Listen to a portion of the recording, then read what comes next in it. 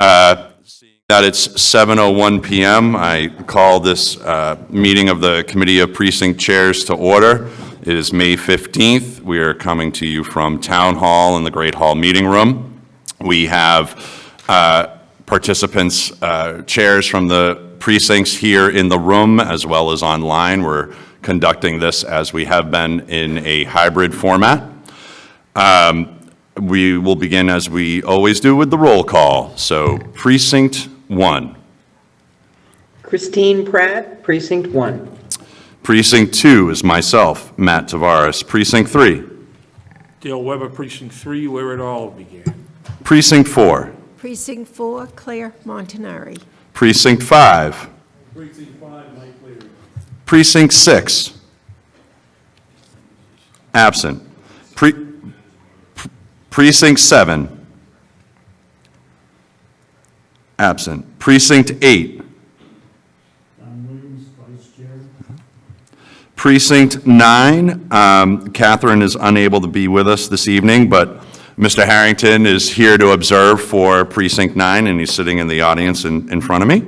We'll call on him if we have to. I know he wants his FaceTime on TV. Precinct 10. Precinct 10, Alan Costello. Precinct 11. Precinct 11, Dr. Boyd. Precinct 12. Precinct 12, Pat Adelman. Precinct 13. Precinct 13, Ron Riley. Precinct 14. Precinct 14, Tom Begley. Precinct 15. Precinct 15, Wrestling Brewster, where it continues. Precinct 16. Ken Stone, Vice Chair. Thanks, Ken. Precinct 17. Precinct 17, Joe Hutchinson. Precinct 18. Precinct 18, Carmen Lee Ferrieri, in the middle of it all. Okay. We do have a quorum, so please stand with me as we recite the Pledge of Allegiance. I pledge allegiance to the flag of the United States of America States of America. and to the republic for which it stands, one nation, under God, Under God, indivisible, with liberty indivisible, and justice with for liberty, all.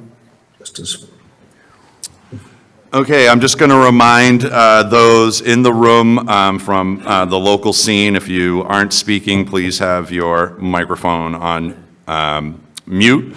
If you are online via Zoom, also please mute. Try and use the hand raise feature or wave your arms if you would like to be recognized to speak, and myself and Vice Chair Brewster here will recognize you. The first order of business this evening, we have 4 meetings worth of minutes to approve: March 10th, 2025, March 20th, 2025, April 17th, 2025, and May 1st, 2025. Motion to do all as a whole? A motion to approve the minutes to be posted from Mr. Brewster, all 4 minutes in one motion. Is there a second? Ms. Adelman, or Mrs. Adelman seconds that, so we will do a roll. Precinct 1. Precinct 1, approve. Precinct 2, approve. Precinct 3. Approve. Precinct 4. Approve. Precinct 5. Precinct 5, approve. Precinct 6. Absent. Precinct 7. Absent. Precinct 8.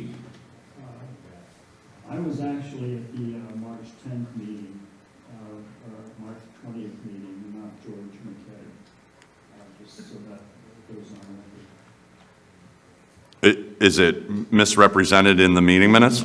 Yes. Okay. Well, we're in the middle of a called vote here, but that seems minor, so I can actually make that change if... Mr. Chairman, I would edit my motion to allow the edit as Mr. Stone for the 10th. Or for Mr. Williams? Williams, sorry. Okay. Can I get a second on that? We're going to discount the earlier vote, and I'll redo the... Is there any further discussion on any of the minutes, actually, before we continue, before I redo the roll call? If there are no other changes, we're going to do this with that change of Mr. Williams' attendance. And we are going to restart the roll call vote. Precinct 1. Approve. Precinct 2, approve. Precinct 3. Yes. Precinct 4. Approve. Precinct 5. Precinct 6, absent. Precinct 7, absent. Precinct 8. Precinct 9, absent for voting. Precinct 10. Precinct 10, yes. Precinct 11. Precinct 12. Yes. Precinct 13. Yes. Precinct 14. Yes. Precinct 15. I will approve everything except for last week where I'll abstain. Okay. Last month, sorry. I don't know that you can technically do that since you moved them all as a package. So, yes, all right. Precinct 16. Precinct 17. Precinct 18. Yes. Okay, those all do pass. So thank you all. And Mr. Williams, I'll make sure that that gets corrected by Kristen when she returns from vacation. Okay, next item of business. I know it said Mr. Brindisi, the town manager, to present on the subsidized housing inventory update. He unfortunately had a personal conflict this evening, so Mr. Hartman is here as the Director of Planning and Development. Former Chief Bradley, who's the current Community Preservation Act Chair, is also here, if there's any questions that trickle down there. What this discussion, and you saw within the memo and the packages that you received, what I'd like this discussion to be about is currently where we stand with the subsidized housing inventory, where we see possible projections on that number, and seeing how we're getting closer and closer, hopefully closer and closer, and how we get closer and closer to that elusive 10%, if you will. And then what we're doing going forward, tracking, which was all within this memo. But Mr. Hartman, if you'd like to present, the floor is yours. Thank you. Good evening, everyone. So just as the memo says, we have our subsidized housing list, and the latest one that we received. Is the mic on? Yes, it is. Yes, it is. Get closer. It's definitely green. Yeah, I guess, I don't know. Yeah. Is that better yet? Are we good? Yellow.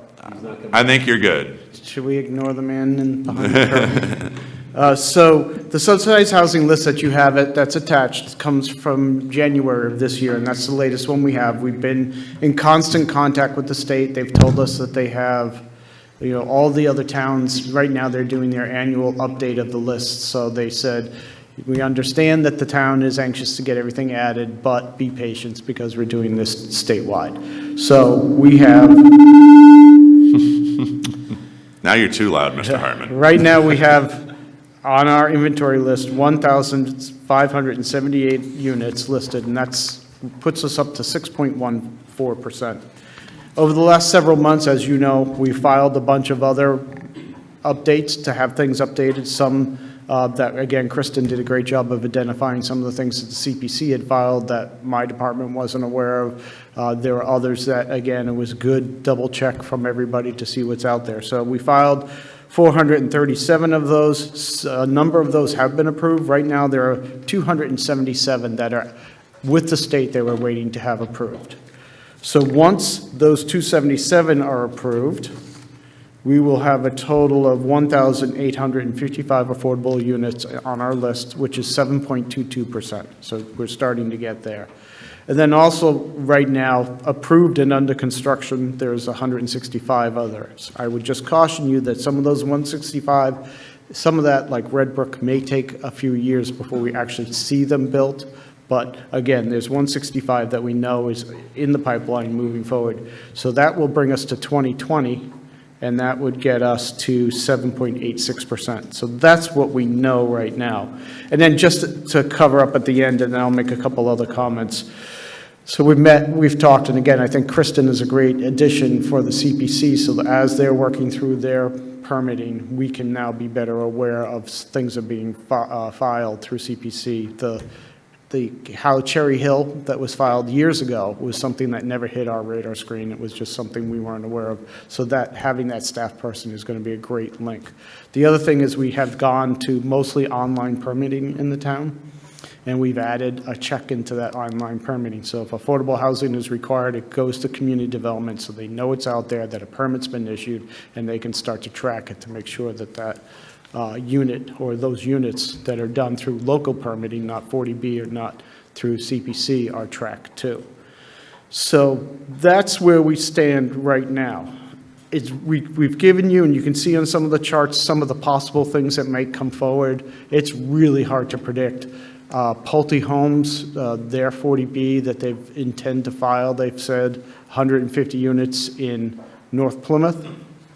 Those they've indicated, although we haven't seen anything yet, would be owner occupied, so only 25% of those would count towards our affordable. And just as a refresher, if it's rental and 25% of the units or more are affordable, you get to count all the rental units. If it's home ownership, it's simply the units that are affordable.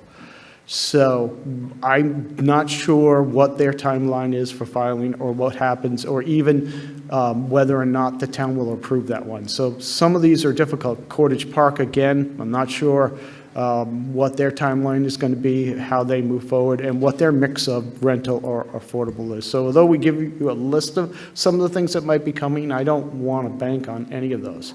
I will report that this week, Claremont, this is the Colony Place project. It's now, Avalon owns it now. They filed this week. So that's 300 more units, all rental, that would be counted when it goes through. So this project was a 55 and older. It was appealed by some abutters. They then stopped and ceased that 55 and older program and then switched gears to a 40B. The select board worked very closely with them. As you know, we have a water deficit issue, and so we reached an agreement with them to say, if we support your 40B, we, the select board, if we support it, will you agree to do a booster station? And they said yes. So the select board, for the first time that I can ever remember, the town has done what's called a friendly 40B, where we have an executed MOU that says we will build your booster station, but in return, the select board supports your project. So that has been filed, and on June 9th, the ZBA will be having their first public hearing on that project. That project alone will allow us to claim a 2-year safe harbor. So once the day after, well, let's assume because it's a friendly 40B, the day after the ZBA approves that, we'll be filing with the state asking for safe harbor, which then will give the town 2 years to be able to say to any other project, no, we're not going to allow another 40B. Doesn't mean you have to say no, it just gives you the ability to say no. So that will happen. The thing that could happen between the day they file and the day the ZBA ultimately approves this, if another 40B comes in before it's approved, or 2 40Bs come in, then they'll be protected and you won't be able to claim safe harbor. A good example is when we had I always get the two confused, the Oasis on Home Depot Road. We had that project, and before the ZBA voted to grant it, 2 days before the final vote, the walk was submitted. So in that case, we had 640 40Bs come in right away, and we were not able to get any more than just a 2-year safe harbor from it. So we have to, I just want to be concerned that everybody focuses on, well, if we hit safe harbor, we have 2 years, but again, there's no guarantee that something else might come in between. So we'll see that on June 9th, and at some point thereafter, that gets approved. And again, we just have to look at that other potential list and monitor when they may or may not come in. We've heard about Atlantic, I'm sure everybody, Atlantic Country Club. The select board has rejected their right of first refusal. They'll have to come back. I'm not sure what they're considering. I've been told that the developer who's looking at that project is someone who primarily does single-family homes. But if it's at the densities that we've all heard rumors about, you're talking about a wastewater treatment plant and a private wells, unless they can get water from the ponds of Plymouth. But so there's a lot to go into that project before it ever comes out on the other side as a filing. And then I think at this point, the final comment I'll make is, so we're at 2025, so in 5 years, the new census comes out, and we get a new number for our 10%. So if we look at this, and I'm going to guess best-case scenario, we might hit our 10% in 3 years. It'll give us maybe a 3-year break before a new number comes out and the number starts again. And it resets and we all, yep. So I think that's all I have. Do you have anything to add at all? Are you good? Smart. Thank you, Lee. That was very helpful. I think it's what the board was looking for is, I know you don't have a crystal ball, and I know you don't, especially with the upcoming June 9th, you don't have a crystal ball of what could come through the office door in the next couple of weeks. But I think that the committee was looking for some sort of projection and timeline, and I saw the work that was put in here. Does anyone from the committee or online here we go, have questions? So I have Ms. Alman, and then Mr. Williams, and then Mr. Brewster. Go ahead. Lee, the possible single units at Atlantic Country Club, would that be a 40B? Again, I think everything I've heard when they talk, so they're approved right now for 60 units through a planning board special permit. So if they wanted to today, they could go ahead, 60 units, 6 affordables, with the vast majority of the golf course permanently protected as open space. The indication I'm hearing is they don't want to do, so 60 units is what they could do under regular zoning. So if they want a higher density, it has to be a 40B. And again, as I've heard, if it's what they're portraying, it's probably not rental, it's probably home ownership. So again, the rumor, and it's just a rumor, I've never heard the number, let's say it's 400 units, that means that there'd be 100 affordables. Thank you. But again, that number is not something anybody's ever said to me. Can I ask another question? The 10% mandatory affordable for every development, do you have any indication that we would increase that percentage? So the challenge is, we've been very lucky in Plymouth that our development community has been willing to work with us on the affordables. They lose money, or they certainly don't make money. It costs them more money to do the affordable than they can recoup when they sell it at that affordable rate. So if we want to say, because there's two things we talk about all the time. One is maybe, I'll make a number up, we want 20% affordable instead of 10%. Or maybe we still want just 10% affordable in the development, but instead of going at that 80% number of average median income, we want to go to a lower number so it's more affordable to residents, like 60%. I think the unfortunate thing is to do that, you have to give them more density. So if they had a 10-lot subdivision right now, we give them an 11th bonus lot, which has to be affordable. We know that costs them more money than they don't even break even on that. It costs them money to build that 11th unit.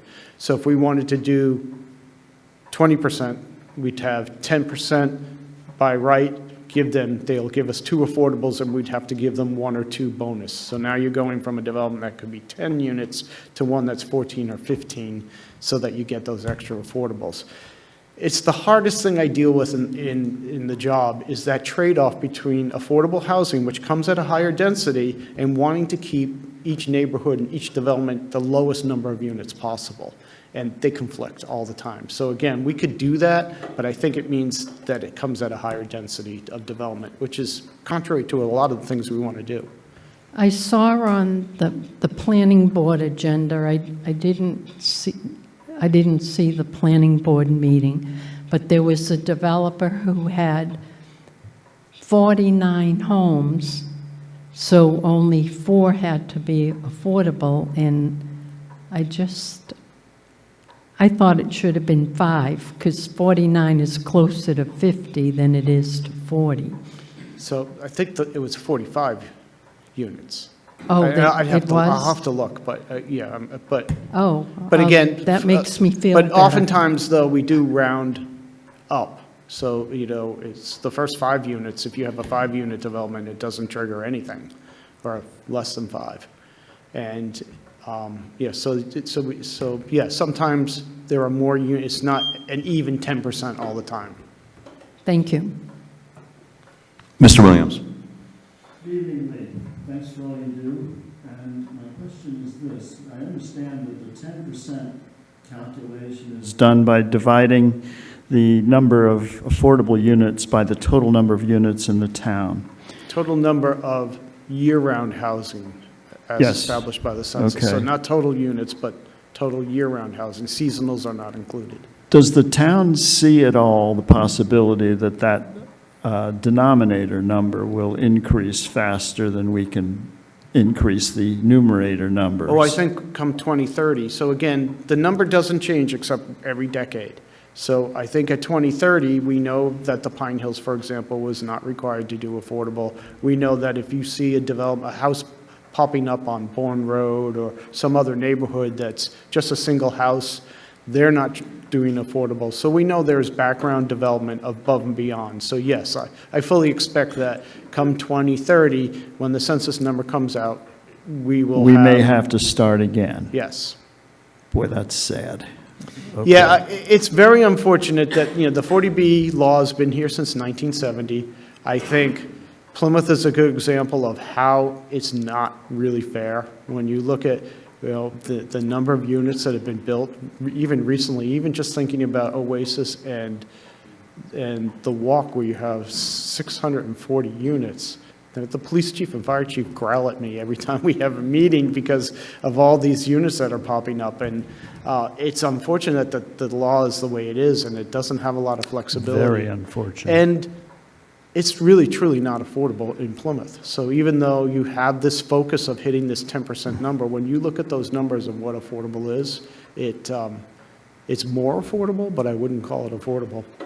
Can we project what the number might be in 2030, and whether we're going to be better off or worse off just based on the numbers already, doing an algorithm and that kind of thing? We can't, the weird part about this is the way the census with the way the law runs, so when you fill out your census, it's you. There's no magical law to it. So, you could have a big push to have half the town on the census mark their houses off as seasonal, and our number could actually drop because half of the homes, because by census, listed themselves as a seasonal house. Might And then start that wouldn't working count. on that. So it's very subjective because the number of units are year-round units, and that's just based on how any one of us fill out our census forms.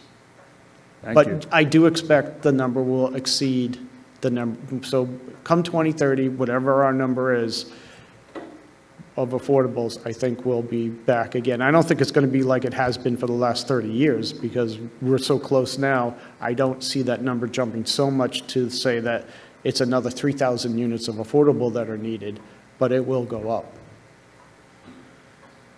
Okay, thank you. Mr. Brewster, you said you were all set now? Okay. Are there, Mr. Stone? Yeah, again, thank you, Lee.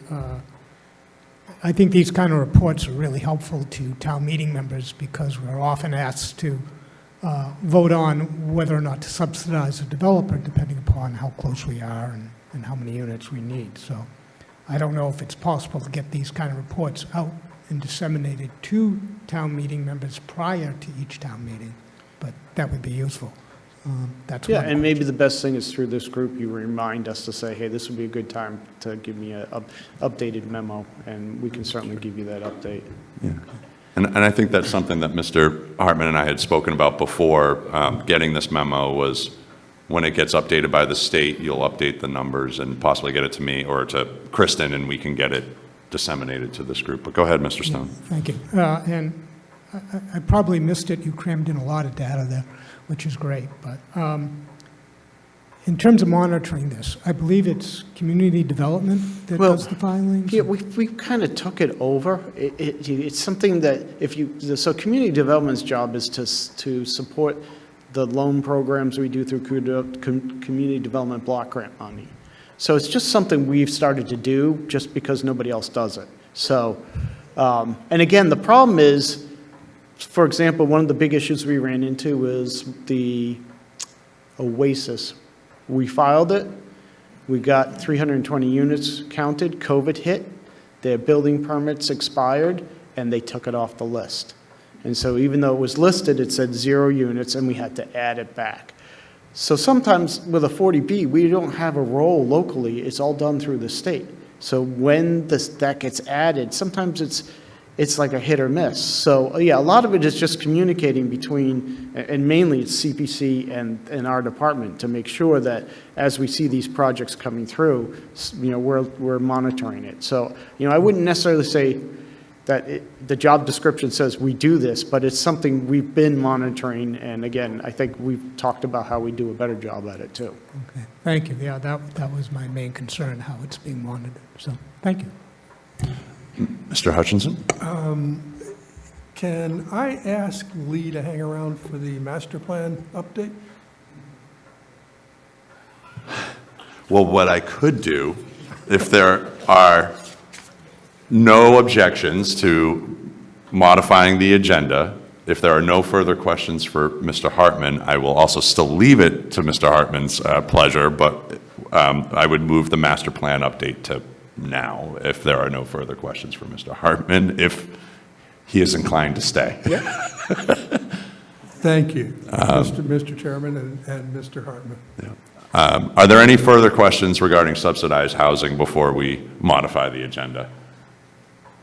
Not seeing any. Mr. Hartman, this was very informative to me, so I appreciate it, and I appreciate you coming here. I actually did learn a couple things tonight. I thought, every time I think I learn about subsidized housing, there's more pieces to this puzzle, and I'm glad we have someone like you starting to, that can navigate through this, because it's a lot. And thank you to Chief Bradley for coming in today, this evening. Mr. Bradley, it's an old habit. No, it's always chief. It's always chief. Yeah, it's like former president, it's Mr. President, right? So It's Chief Fugazi, Chief Rasori, Right. Chief Bradley. Right. They're always chief, though. Exactly.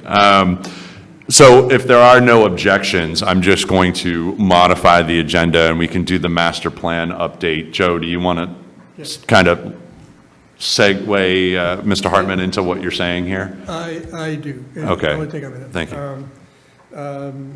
You handed out the update for strategies workshop on May 22nd, and one of the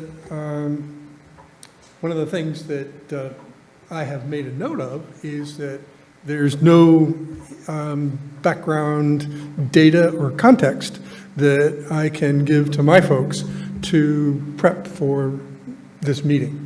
So I was wondering if there are, well, first of all, so last time you used Cranberry Crescent and the Sorrento land as the focus for discussions. And is there such a guideline for topics and for parcels of land? How should I approach helping my guys get ready for this? So it would have been good to have a heads up that you wanted to talk about this. Lauren Lind, the Deputy Director of Planning Development, is the one who's really spearheading most of the effort for the master plan update. If you go to the town's website, it's most of the stuff that's out there, a lot of the background information, it's all there. Right. What they're going to do at this strategy workshop is explain some of the strategies they're looking at and try to get some more feedback from the community about how people react to some of those strategies. But again, if I knew you wanted me to do something, I could have been a little more prepared for that. We did put you on the spot here, so Yeah, I did. and I didn't know what the question was going to be either. So and I'm sorry for that. And I'm happy to help with it. And if it's okay, I'll just go talk to Lauren and put together. Yes, yeah. And again, I think everybody should come to the hearing, this workshop, because again, we're still in that phase to say, this is not Lee's, this is not Joe's, this is not Steve Bulletin's master plan, it's your master plan. And so this is still really trying to hear from people to say, hey, what do you think about adding 5,000 more houses? Or what do you think about whatever? And so this is your time to give the views of the community. So just because this was handed to us within the room for my members online, I just want to let you know that there's a master plan strategies workshop on Thursday, May 22nd from 6 to 7:30 p.m. at the Plymouth South Middle School in the cafeteria. And it's an interactive workshop to go over what Mr. Hartman was saying, and Joe is going to clarify a little bit later in the week, I'm sure. But to help draft the implementation of a master plan. We're still in the planning phases of the master plan, if you will. Nothing's been finalized yet, so. And I would urge you all to look at the website, because again, all the information, the previous workshops, the work we've done to date is all on that website too, so. Right, I mean, and that was actually what I was kind of digging for, was there are summaries of each of the listening sessions that have taken place across the past several months. And some of them, you know, I'm not sure what the focus of this one is going to be, and so I wanted to pick out conversations in those summaries if I could. Yeah, and well, then this workshop is really to talk about strategies, and what are the strategies the community thinks we should be employing for the next 5 to 10 years for the range of issues we have. Okay, I'll get in touch with Lauren. Thank you. All right. Thank you, Mr. Hartman. Thank you for obliging us in that. I know you weren't prepared for that, so I apologize, but thank you for answering as best you could. So appreciate it, and thanks again for this evening. I appreciate it. All right, we'll see you next week at the workshop. That's right. We'll see you May 22nd. Thank you. Joe, did you have anything you wanted to add on for the master plan update section? Or? No, I was looking for exactly that input. Okay, and I was perfect. going to have to go chase Lauren, I think, no matter what. So There you go. And I've poked around the website for the master plan. There's a wealth of information out there. It's fantastic. So I do suggest that you guys all go there as well. All right, next, Mr. Costello, you're up. Legislative Oversight Committee update. All right, Alan Costello, Precinct 10, representing the Legislative Oversight Committee. We had our last meeting on April 23rd. It was very well attended. We had a pretty robust agenda.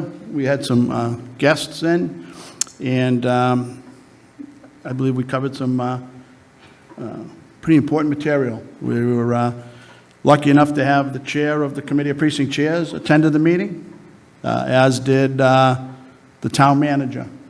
Town manager spoke on 3 out of the 4 topics that we had proposed for that evening, and I have to say it was quite beneficial. And as the Legislative Oversight Committee, we learned about 2 articles in particular that I think maybe in the near future, maybe when we have a quiet meeting here, we should update the Committee of Precinct Chairs. But the most recent purchase of 4 or 5 parcels of land at White Horse Beach, although now complete, did not go as town meeting, as it was described at town meeting and explained.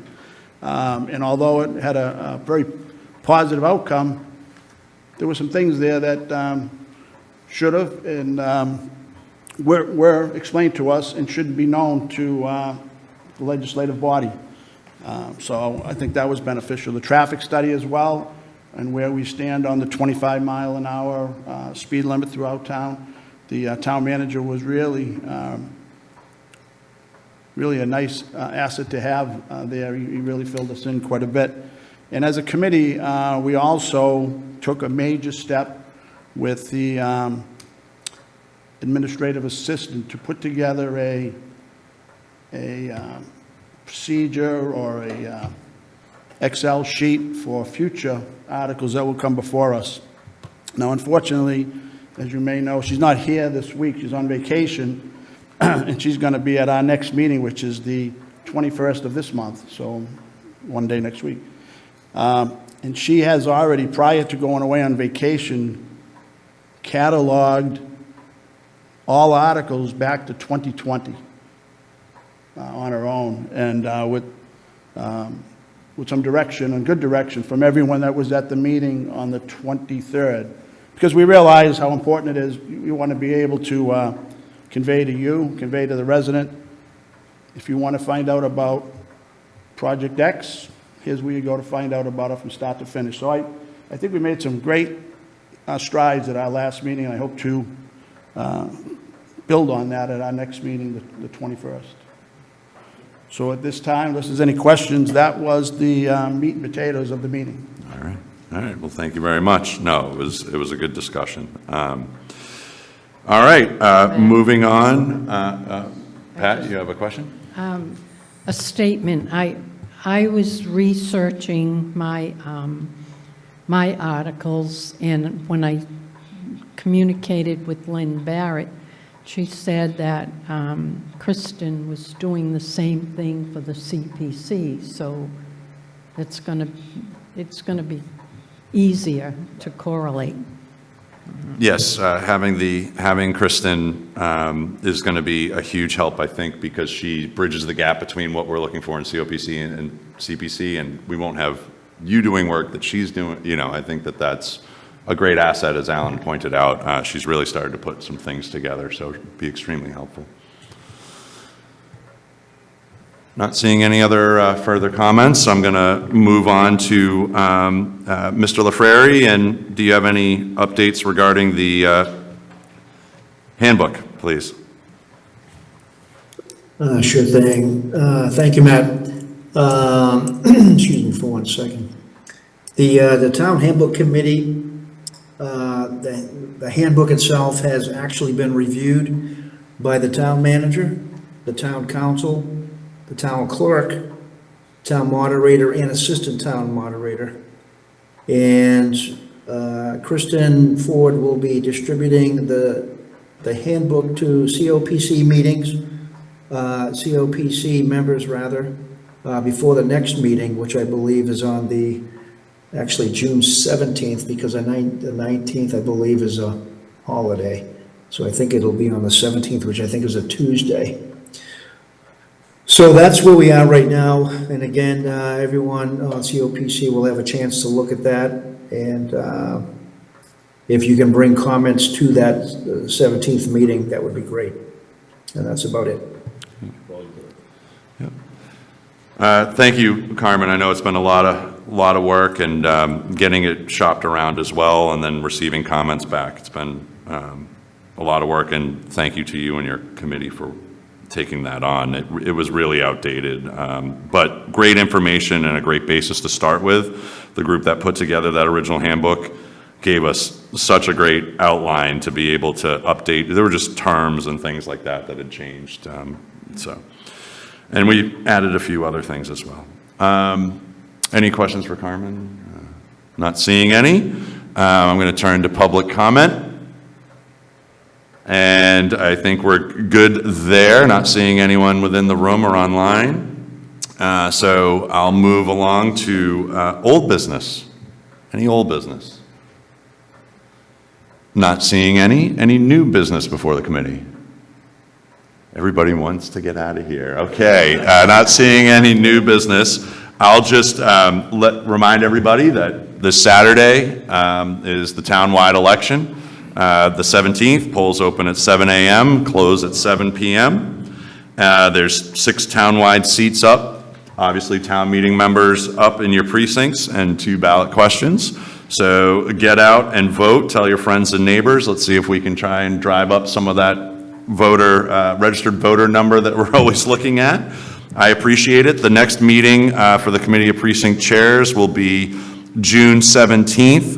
That will also be a reorganization meeting. So I know some of us are up on the ballot, but if you're at the moment looking at when to do your reorganization meetings as well. So feel free to start scheduling those. I've seen a few of them pop up online already. So thank you for your work and staying on top of that. I appreciate it. If there's no further announcements, I would take a motion to adjourn. Motion to adjourn. Motion and seconded. All those in favor? Thank you all, and have a great evening, and thank you to our members that are retiring. So.